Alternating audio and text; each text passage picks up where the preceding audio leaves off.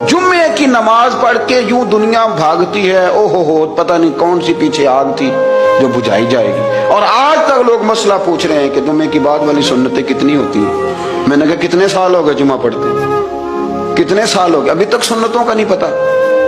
अभी तक ने इल्म के पहले कितनी रखते हैं और बाद में कितनी रखते हैं। फजर की सुन्नतें कब पढ़नी चाहिए, सुनो फजर की सुन्नतों के बारे में। मेरे रसूल करीम सैयद आलम सल्लल्लाहु ताला अलैहि वसल्लम से एक सहाबी ने पूछा था, हुजूर मेरी फजर की सुन्नतें रह गईं या रह जाती हैं तो हुक्म क्या है, क्या अंदाज है हुजूर का। बुखारी मुस्लिम के लफ्ज सुनो, हुजूर सैयद आलम सल्लल्लाहु अलैहि वसल्लम फरमाने लगे, उसने क्या पूछा था, हुजूर जवाब क्या देते, फरमाया फजर की सुन्नतें कभी ना छोड़ना, फजर की पहली दो सुन्नतें कभी ना छोड़ना। या रसूल अल्लाह सल्लल्लाहु ताला अलैहि वसल्लम मेरी रह गई हैं, रह जाती हैं। फरमाया फजर की दो सुन्नतें न छोड़ना, फरमाया फजर की पहली दो सुन्नतें